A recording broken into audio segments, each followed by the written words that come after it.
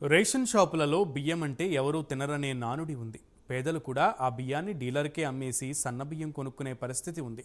దీంతో ప్రభుత్వం ఎంతో సబ్సిడీ భరించి ఇస్తున్న రేషన్ బియ్యం పక్కదారి పడుతోంది.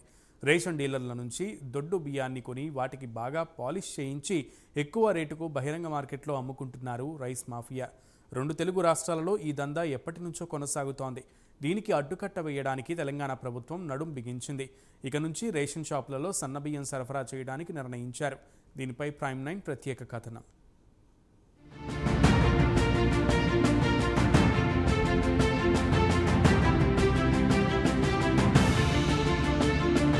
తెలంగాణ రాష్ట్రంలో తెల్ల రేషన్ కార్డుదారులకు జనవరి నుంచి సన్నబియ్యం పంపిణీ చేయనున్నట్లుగా తెలంగాణ ప్రభుత్వం ప్రకటించింది. దీంతో ఒక్కసారిగా ఇది హాట్ టాపిక్ గా మారింది. కాంగ్రెస్ పార్టీ ఎన్నికలకు ముందిచ్చిన హామీల్లో ఇది అత్యంత కీలకమైంది.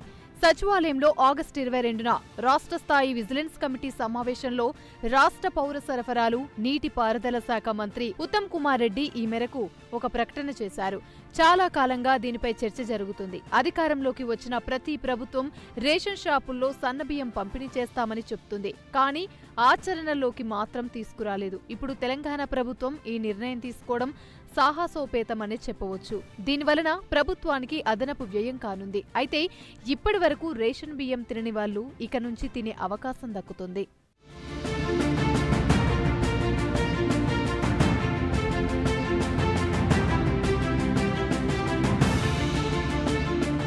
సన్నబియ్యంతో పాటు గోధుమలను కూడా పంపిణీ చేయాలని నిర్ణయించారు. పీడీఎస్ బియ్యం అక్రమార్కుల పాలు కాకుండా చూడాలని కొందరు రేషన్ డీలర్లు నల్లబజారుకు తరలిస్తున్నట్లుగా ఫిర్యాదులొచ్చాయి. ఇలాంటి వారిని డీలర్షిప్ రద్దు చేయడమే కాక జరిమానా కూడా విధిస్తామన్నారు మంత్రి ఉత్తమ్ కుమార్ రెడ్డి.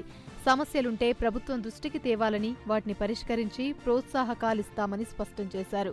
బలవర్ధక బియ్యం అయినటువంటి ఫోర్టిఫైడ్ రైస్లో కూడా నాణ్యత పాటించడం లేదని తనిఖీలు నిర్వహించాలని ఈ సందర్భంగా అధికారులకు ఆదేశించారు. తెలంగాణ ప్రభుత్వం తీసుకున్న ఈ నిర్ణయం పక్కనున్న ఆంధ్రప్రదేశ్పై కూడా పడనుందని విశ్లేషకులంటున్నారు. ఇప్పటికే రేషన్ బియ్యం మాఫియా ఆగడాలను ఆంధ్ర డిప్యూటీ సీఎం పవన్ కళ్యాణ్ కట్టడి చేస్తున్నారు. గతంలో కూడా పవన్ కళ్యాణ్ రేషన్ షాపులలో నాణ్యమైన బియ్యం అందించాలని లేదా కొంత నగదు అయినా చెల్లించాలని ప్రకటించిన సంగతి తెలిసిందే. ఇప్పుడు ఆంధ్ర ప్రభుత్వం ఎలాంటి నిర్ణయం తీసుకుంటుందో అని ఆంధ్ర జనాల్లో ఆసక్తి నెలకొంది.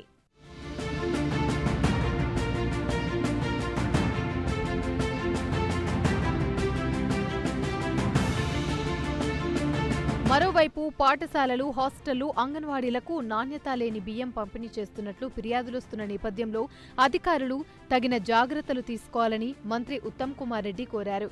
ప్రస్తుత కార్డులకు అదనంగా అంత్యోదయ కార్డుల సంఖ్యను పెంచే అవకాశాలను పరిశీలించాలని, చౌక ధరల డిపోల్లో 1629 ఖాళీల భర్తీకి చర్యలు తీసుకోవాలన్నారు. పౌర సరఫరాల శాఖలో సమస్యలపైన నివేదిక ఇవ్వాలని అధికారులను ఆదేశించారు ఉత్తమ్ కుమార్ రెడ్డి. ఈ సందర్భంగా మరో మంత్రి పొంగులేటి శ్రీనివాసరెడ్డి కలగచేసుకుని పాఠశాలలకు అందిస్తున్న మధ్యాహ్న భోజన పథకం బియ్యంలో నాణ్యత లోపిస్తుందని, దీనిపై ప్రత్యేక దృష్టి సారించాలని కోరారు. విద్యార్థులకు సరిపడా బియ్యం అందడం లేదని ఆయన ఆందోళన వ్యక్తం చేశారు. ఏది ఏమైనా వచ్చే జనవరి నుంచి తెలంగాణలో పేదలకు సన్నబియ్యం తినే యోగ్యం దక్కనుంది.